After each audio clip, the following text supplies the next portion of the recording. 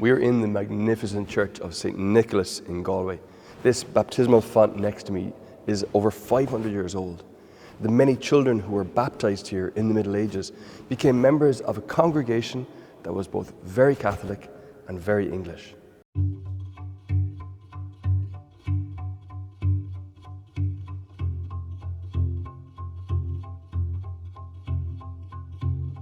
Although the earliest settlement on the site of Galway was a Gaelic one in the 12th century, from the early 13th century on, this town was Anglo-Norman, largely English-speaking, ruled by a merchant oligarchy of English families, the so-called 14 tribes. The town here was connected in culture and commerce with other English towns and walled against the Irish speakers of the surrounding hinterland. Now, we're used to mapping national identity and religious identity in a British and Irish context, but that doesn't work at all in the medieval period. The Irish speakers and English speakers of the west of Ireland, they were all Catholics in the medieval period, and their liturgical prayers were in neither of these languages, but in the shared sacred language of Latin. But there were definitely different religious styles at work in each community, and the people of Galway were keen to have their worship very much in an English style. And they wanted a clear jurisdictional distinction between the church within the walls and the church without. But the local archbishop was the Archbishop of Tuam. He was very often a Gaelic Irishman, as were the vast majority of the clergy in the diocese. The powerful merchant families here, they simply didn't want to be part of that structure. And they managed in the 15th century to negotiate a unique arrangement. The life of the church within Galway would be governed not by the Archbishop of Tuam, but by the warden of Galway, an entirely new role.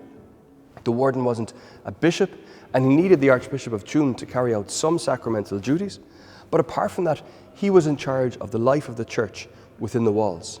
He was based here in the Collegiate Church of St Nicholas, the parish church, together with a college of 8 priests who were called vicars. Together with the choir then, they would sing the divine office every day here, matins, lauds, and so on, all the way up to Compline or night prayer.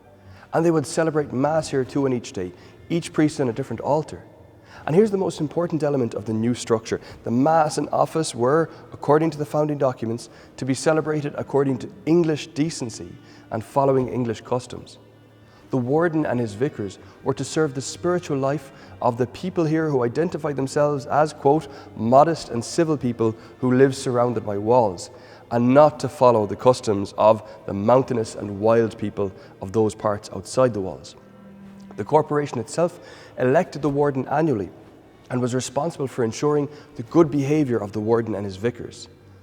All the evidence indicates that the self-consciously English families who were prominent in the civic life of Galway were very committed to their Catholic faith, and their devotion was shown physically in the structure of this very building. I mentioned that there were several altars here. The altar dedicated to the Blessed Virgin Mary, behind me, was where the Lynch family had their burials, and they were responsible for its upkeep. The altar dedicated to St Catherine of Alexandria was sponsored by Peter Lynch and his wife Ellen Blake. And the altar of St Anne over in the north transept was associated with the Blake family. There were other altars too, dedicated to the Holy Trinity, the Blessed Sacrament, St Patrick, St Bridget, and St James. This last one is a reminder of Galway's connections with Spain. A wealthy Galway woman by the name of Margaret Athy actually went to Santiago de Compostela as a pilgrim in the early 16th century. This church received some patronage on a grand scale too. The mayor of Galway in 1493, James Lynch Fitzstephen, he replaced all the stained glass of this church out of his own pocket. But there was a lower level of support too from the people of Galway. Craftsmen like blacksmiths, carpenters, glovers and shoemakers were required to pay 5 shillings towards the upkeep of this church before they could start practicing their craft in Galway. Brewers of ale and distillers of whiskey gave a certain proportion of their sales to this parish church. And at Easter, every free man of the city paid parish dues of 4 pence for each member of his family. This church was a major site of Catholic devotion in the English style, with particular devotion to Our Lady as well as to many other saints, and processions throughout the year within the church and out into the streets of Galway. This kind of Catholic community that was very deliberately English is not what we normally think of when we imagine the medieval church in Ireland. but it's an important part of our story nevertheless, here in Galway and in Waterford, Limerick, Dublin, Drogheda and so on. In all of these places where Catholic devotion and English identity went hand in hand.